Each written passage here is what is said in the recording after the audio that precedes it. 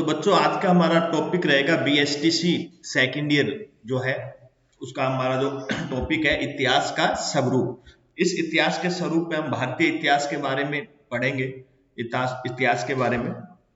तो बच्चों देखिए कि सामाजिक विज्ञान शिक्षण जो उच्च प्राथमिक स्तर से शुरू होता है और 10वीं तक एक विषय के रूप में पढ़ाया जाता है। इस विषय के माध्यम से हम बालक को समाज में रहने योग्य बनाते हैं, उसे ऐसा ज्ञान देने का प्रयास करते हैं जिससे वे आदर्श सामाजिक व्यवस्था का निर्माण में सहायक हो सके। यानी सामाजिक विज्ञान विषय की जो भूमिका है वो महत्वपूर्ण भूमिका यह है कि समाज विज्ञान जो विषय की भूमिका कि समाज के विकास, उनके योगदान के लिए बच्चे के अंदर योग्यता का किस प्रकार हम निर्धारण कर सके। तो इस दृष्टि से देखें तो सामाजिक विज्ञान में इतिहास की भूमिका अत्यंत महत्वपूर्ण है, क्योंकि इतिहास वर्तमान व अतीत को जोड़ने वाला एक सेतु है। इतिहास के माध्यम से हम अतीत की घटनाओं को जानकर उसके गुण दोषों को समझते हैं, ताकि जो कारण समाज के पतन के लिए उत्तरदायी, यानी ऐतिहासिक ऐसी घटनाएं जो समाज के पतन के लिए उत्तरदायी हुई हैं उन्हें समाप्त करने का प्रयास करें, तथा जो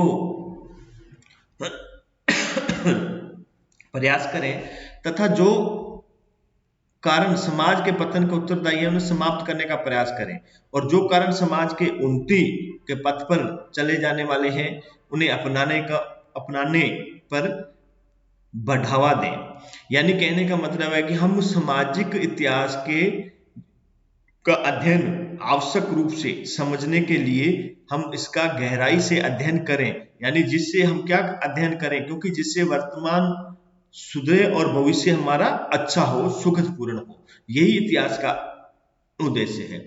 लेकिन कुछ घटना के गुण अवगुण किस प्रकार तय किए जा रहे हैं, उसके पीछे इतिहास की विभिन्न भावना चिंतन क्या है, किन किन बातों का अध्ययन करना चाहिए, तथा किसी भी घटना के निरूपण में साक्ष्यों का महत्व होता है। इन सब को समझाने के लिए इस इकाई में हम भारत का इतिहास के स्वरूप, इतिहास के क्षेत्र व इतिहास लेखन में साक्ष्यों के महत्व का अध्ययन करेंगे।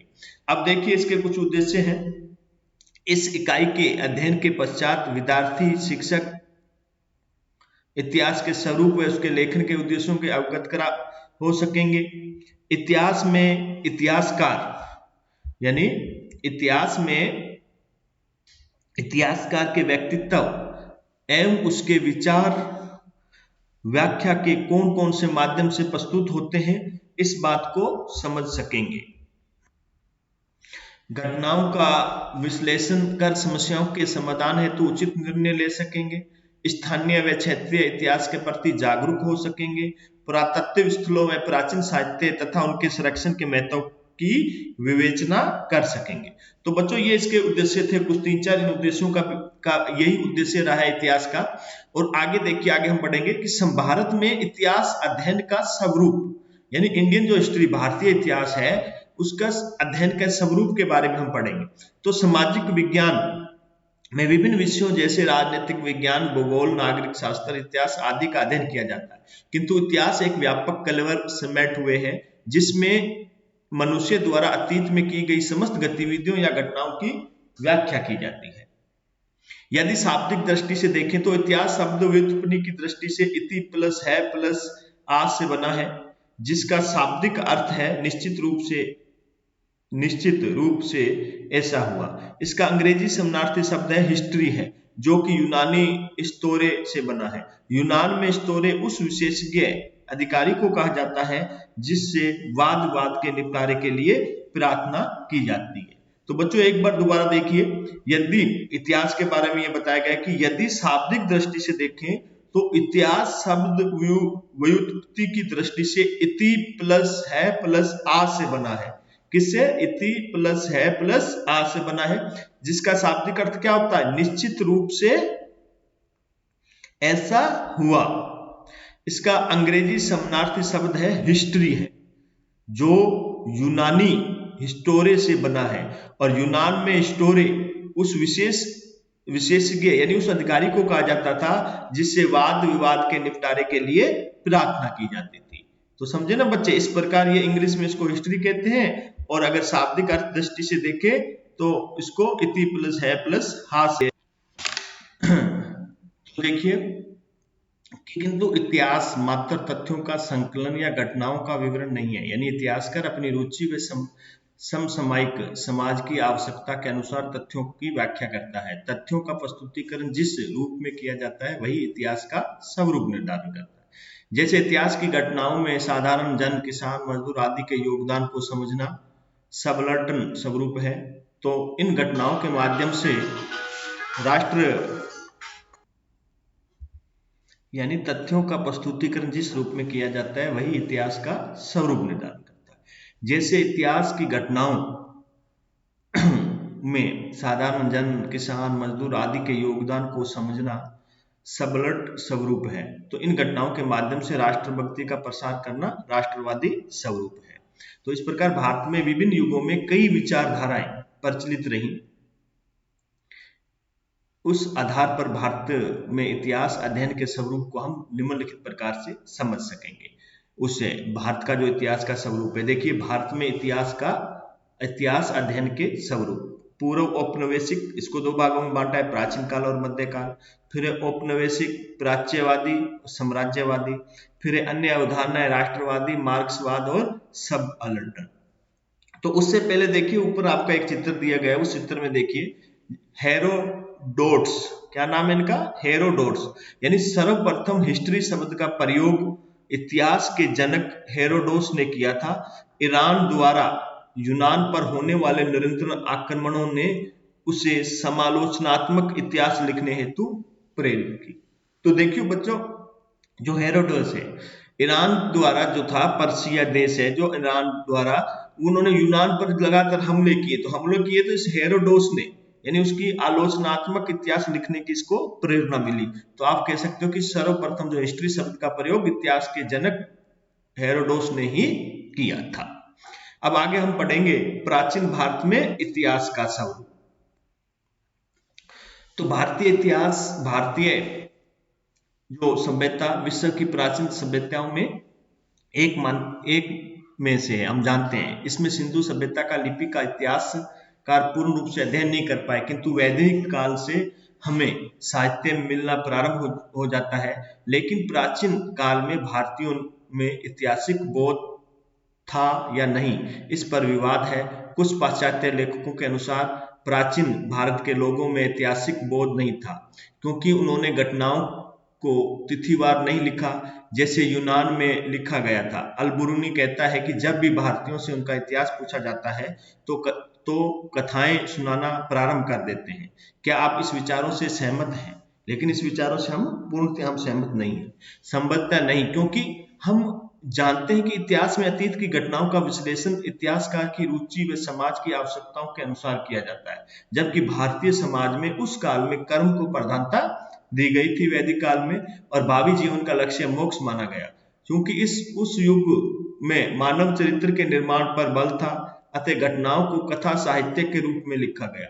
इस संदर्भ में गोविंद चंद्र पांडे ने कहा कि संपूर्ण विश्व में भारत जैसा कोई भी देश नहीं है जिसने इतने बड़ी अतीत को सुरक्षित रखा। अब देखिए, यानी भारत की सामाजिक परंपरा, लक्ष्य, ज्ञान, चरित्र, विकास, इन विभिन्न घटनाओं और साहित्यों के बारे में गोविंद चंद्र पांडे ने कहा कि संपूर्ण विश्व में भारत जैसा कोई भी देश नहीं है जिसने इतने बड़े अतीत को सुरक्षित रखा। तो प्राचीन भारत में इतिहास का किन रूपों में लिखा, उसे हम निम्नलिखित रूप से समझ सकते हैं या देख सकते हैं। निम्नलिखित नंबर 1 है, वैदिक काल में संस्कृत में कई विधाएं प्रचलित थी, जैसे गाथा, गीत, नारसंसी, वीर नायकों की प्रशस्ति, आख्यान, नाटकीय विवरण और पुराण। इनमें ऐतिहासिक सामग्री प्रचुर मात्रा में उपलब्ध है। रामायण व महाभारत जैसे महाकाव्य से तत्कालीन जन जीवन के बारे में हमें जानकारी प्राप्त होती है। वैदिक काल में सूत व मगध सूचना एकत्रित करने का कार्य करते थे, यानी सूत और मगध। 4वीं सदी ईस्वी पूर्व मौर्य काल जो था, मौर्य काल से यानी 4वीं सदी से 4वीं सदी गुप्त काल के मध्य अर्थशास्त्र यानी चाणक्य द्वारा लिखा गया महाभाष्य यानी पतंजलि जैसे ग्रंथों की रचना हुई थी। कब हुई थी? 14वीं सदी ईस्वी पूर्व से 4वीं सदी हुई, यानी मौर्य काल से गुप्त काल के अंदर। यानी अर्थशास्त्र की रचना चाणक्य ने, महाभाष्य पतंजलि जैसे ग्रंथों की रचना हुई। अब है कि गुप्त काल में पुराणों को लिपिबद्ध कर इतिहास को सुरक्षित रखने का कार्य किया गया। पुराणों में दी गई वंशावलियां राजनीतिक इतिहास के कार्य का राजनीतिक इतिहास के निर्धारण में महत्वपूर्ण भूमिका निभाती हैं। विभिन्न शासकों जैसे खारवाल कलिंग के थे, रुद्रादमन शक, समुद्रगुप्त, हर्ष तथा चालुक्य, राष्ट्रकूट व पाल वंश के शासकों के शिलालेख तिथि युक्त लिखे गए हैं। संगम काल का प्रचुर साहित्य तमिल भाषा में प्राप्त हुआ। 7वीं सदी में सूर्त मागधों की भूमिका दरबारी कवियों ने ले ली। तत्पश्चात कई ऐतिहासिक जीवनियां लिखी, जैसे बाणभट्ट का हरिश्चरित्र है, विलन का कर्मांक देवचरित है, जयानक का पृथ्वीराज विजय, कलन की राजतरंगिणी आदि, यानी ऐसी कई जो जीवनियां लिखी गई। जैन पटावलियों में तिथि युक्त इतिहास है। जैन व बौद्ध धार्मिक साहित्य ने भी इन धर्मों के इतिहास सुरक्षित है। तो इस प्रकार ये ऐतिहासिक परंपराएं जो ऐतिहासिक के बारे में बताया गया। अब देखिए चाणक्य का चित्र दिया गया, इसके नीचे देखिए कलन की राजतरंगिणी जो 1149-50 ईस्वी को लिखी गई थी, पाश्चात्य मानदंडों में भारत का प्रथम ऐतिहासिक ग्रंथ माना जाता है। यानी कलन की जो राजतरंगिणी है वो भारत का प्रथम ऐतिहासिक ग्रंथ माना जाता है। इसके लेखन से पूर्व कलन ने 11 लेखों की ऐतिहासिक रचनाओं का अध्ययन किया। इसमें वर्णन है कि श्रीनगर की स्थापना अशोक ने की और 7वीं सदी से आगे का कश्मीर का विश्वसनीय स्तर, इसमें इतिहास के बारे में भी बताया गया है। यदि उपयुक्त ऐतिहासिक तथ्यों पर विचार कर पाते तो कि प्राचीन काल में भारतीयों में ऐतिहासिक बोध का अभाव नहीं था। यह जरूर है कि आवश्यकता न होने के कारण समालोचनात्मक इतिहास जैसा कोई ग्रंथ नहीं लिखा गया, किंतु ये ग्रंथ व्यक्ति के आध्यात्मिक व नैतिक विकास की दृष्टि से लिखे गए हैं। इनमें धर्म, आचार विचार, रहन सहन, आर्थिक इतिहास की जानकारी प्राप्त होती है। समग्र रूप से देखने पर हम पाते हैं कि इन युगों में ऐतिहासिक अध्ययन तो हुए, किंतु वे कथाओं के रूप में या साहित्य के अंग के रूप में परिचित हो गए, स्वतंत्र विषय के रूप में स्थापित नहीं हो सके। अब पढ़ेंगे मध्यकाल में इतिहास अध्ययन का स्वरूप। अब देखिए कि मध्यकाल में भारत के बड़े भूभाग पर मध्य एशिया से आए तुर्कों व मुगलों ने अधिकार कर लिया। वहीं कई क्षेत्र पर प्राचीन व स्थानीय राजवंश अपना प्रभाव जमाए हुए थे। तो एक और जहां ये शासक वर्ग अपने संरक्षण में इतिहास लेखन करवा रहे थे, वहीं बाटी, पंडों, बड़ुओं द्वारा वंशावली लेखन के रूप में साधारण जन के इतिहास को संरक्षित किया गया। तो इस काल में इतिहास अध्ययन को 3 भागों में विभाजित किया गया। कौन से काल में? मध्य काल में इतिहास का जो अध्ययन हुआ था उसको 3 भागों में विभाजित किया गया था। पहला था सल्तनत कालीन, दूसरा रहा मुगल कालीन और तीसरा रहा स्थानीय। 3 कालों के अंदर को विभाजित किया गया इतिहास को। अब देखिए सल्तनत काल के प्रमुख ऐतिहासिक जो ग्रंथ हैं सल्तनत काल के बताए गए हैं। मिनहाज उस सिराज यानी तबका ए नासिरी, सामुद्दीन सिराज अफीम, तारिक ए फिरोजशाही लिखा इसने। फिर है याम्या अहमद बिन सरहिंदी, तारिक ए मुबारकी। जियाउद्दीन बर्नी ने तारिक ए फिरोजशाही, जियाउद्दीन बर्नी ने फिर फतवा ए जहांगीरी। तो ये सल्तनत काल के प्रमुख ग्रंथ बताए गए हैं। कितने ग्रंथ कौन से प्रमुख हैं? 5 ग्रंथ हैं। मिनहाज उस सिराज यानी तबकात ए नासरी लिखा इसने। शमसुद्दीन सिराज अफीक इसने लिखा तारिफ ए फिरोजशाही। और यहाँ आफद बिन सरीजी इसने भी तारिफ ए मुबारक लिखा। जियाउद्दीन बर्नी ने 2 ग्रंथ लिखे, एक तो तारिक ए फिरोजशाही, दूसरा फतवा ए जहांगीरी। यानी ये ग्रंथ सल्तनत काल के मुख्य ग्रंथों के अंदर के माने जाते हैं। अब देखिए सल्तनत काल की स्थापना 1206 में कुतुबुद्दीन ऐबक के राज्यारोहण के साथ मानी जाती है। ये तुर्की शासक थे जो मध्य एशिया से आए थे, जहां पर इतिहास लेखन एक स्वतंत्र विद्या के रूप में प्रतिष्ठित हो चुका था। अतः उसी परंपरा के कारण भारत में भी स्वतंत्र रूप से इतिहास ग्रंथ लिखे गए। ये अधिकांश ग्रंथ दरबारी लेखकों ने शासकों के आदेश से अथवा उनका संरक्षण पाने की आशा से लिखे। इनमें मुस्लिम खलीफाओं से लेकर तत्कालीन मुस्लिम शासकों की उपलब्धि का वर्णन किया गया है। इनमें गरीब व निम्न जातियों पर प्रकाश नहीं डाला गया है। वहां बहुसंख्यक हिंदू समुदाय को काफिर मानकर उपेक्षा कर दी गई थी। अतः ये ऐतिहासिक ग्रंथ धर्मों से प्रभावित व एकांकी नजर आते हैं, जिनका उद्देश्य मात्र शासकों की प्रशंसा व धर्म नियमों का प्रचार प्रसार ही दिखाई देता था। यानी ग्रंथ उस समय जो लिखे गए थे सल्तनत काल में, तो सल्तनत काल के जो ग्रंथ थे, इन ग्रंथों में वो शासकों की अनुमति, उसी के दिशा निर्देश में काम करते थे। यानी एक मेन मत था कि जो शासक थे उनकी प्रशंसा करना, और उसी प्रशंसा और उसकी कृपा पात्र से ये ग्रंथ लिखने वाले बने रहते थे। तो सल्तनत काल के बारे में पढ़ रहे थे। अब देखिए मुगल काल में फारसी परंपरा के प्रभाव से कई ग्रंथ नामा के रूप में लिखे गए, जैसे बाबर का तुजुक ए बाबरी, अब्दुल रहीम खान ए खाना ने बाबरनामा नाम से फारसी में अनुवाद किया। गुलबदन बेगम का हुमायूं नामा, अबुल फजल का अकबरनामा, जहांगीर नामा, तो इस प्रकार के ग्रंथ लिखे गए।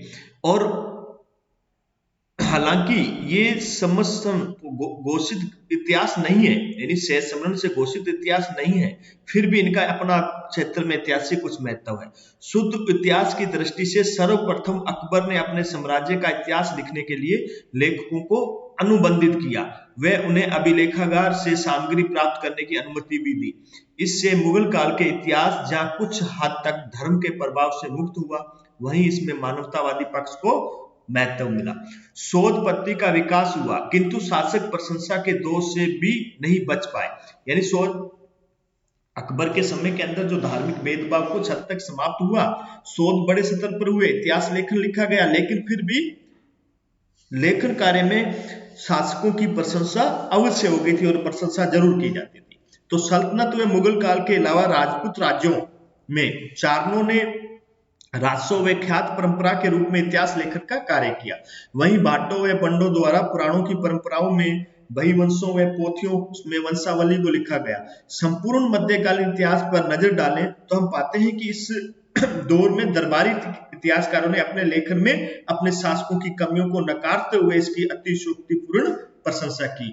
वहीं बहिवंशों व पोथियों में एक व्यापक इतिहास का संकलन भी हुआ। तो इसमें कुछ प्रश्न है, उन पे आपको विचार करना है। जैसे यूनानी में भारतीय इतिहास लेखन में अंतर के बारे में आप ज्ञान प्राप्त करो, अच्छे क्वेश्चन है ये। प्राचीन काल में भारतीयों में इतिहास बोध का अभाव था। पाश्चात्य विद्वानों में इस कथन से आप कहां तक सहमत हैं, तो आपको ये पढ़ने के बाद ही पता चल पाएगा बच्चों। सल्तनत काल के इतिहास लेखन की तुलना के मुगल काल में इतिहास लेखन में क्या बदलाव हुए, उन्हें आप सूचीबद्ध कीजिए, बच्चों को कहिए, खुद करवाइए काम। वैदिक कालीन सूत व मागध का कार्य मध्यकाल में किन किन वर्गों द्वारा किया जाने लगा, तो इसके बारे में भी अध्ययन कीजिए। अब देखिए औपनिवेशिक इतिहास में इतिहास अध्ययन का स्वरूप। तो बच्चों देखिए, अब औपनिवेशिक इतिहास में हम पढ़ेंगे इतिहास का स्वरूप। भारत में अंग्रेजों का आगमन कब हुआ? 17वीं सदी का आरंभ हुआ। उनके भारत आगमन का देखो उद्देश्य जो पहले था व्यापार करना था, किंतु यहाँ के शासकों की फूट देखकर, वहां के भारतीय जो शासक थे उनकी फूट को देखकर उनकी राजनीतिक महत्वाकांक्षा जागृत हो गई, क्योंकि राजा सारे जितने भी शासक थे आपस में लड़ झगड़ रहे थे, तो उसका इन्होंने फायदा उठाया राजनीतिक, और उनको जो लड़ रहे थे उनको और लड़ाने का प्रयास किया और सत्ता प्राप्त करने के लिए वो जागृत हो गए। अब देखिए 1757 ईस्वी में के प्लासी के युद्ध के बाद, यानी आपको पता अंग्रेजों और प्लासी के अंदर जो टीपू सुल्तान था, मैसूर का शासक, हैदराबाद का जो शासक था, उनके मध्य युद्ध हुआ था 1757 में प्लासी का युद्ध। और उसके बाद ईस्ट इंडिया कंपनी ने भारत की शासन सत्ता को हाथ में लेना प्रारंभ कर दिया। लेकिन कंपनी को भारत में शासन चलाने के लिए भारत में प्रचलित कानूनों, यहाँ के निवासियों के विचारों व परंपराओं को समझने की आवश्यकता महसूस हुई, अतः इतिहास लेखन का कार्य प्रारंभ करवाया। वहीं कुछ अधिकारियों ने अपनी सहज रुचि के कारण भी इतिहास का अध्ययन व लेखन प्रारंभ किया। और इस काल में इतिहास लेखन व अध्ययन के क्षेत्र में दो प्रकार की विचारधाराएं प्रचलित रही।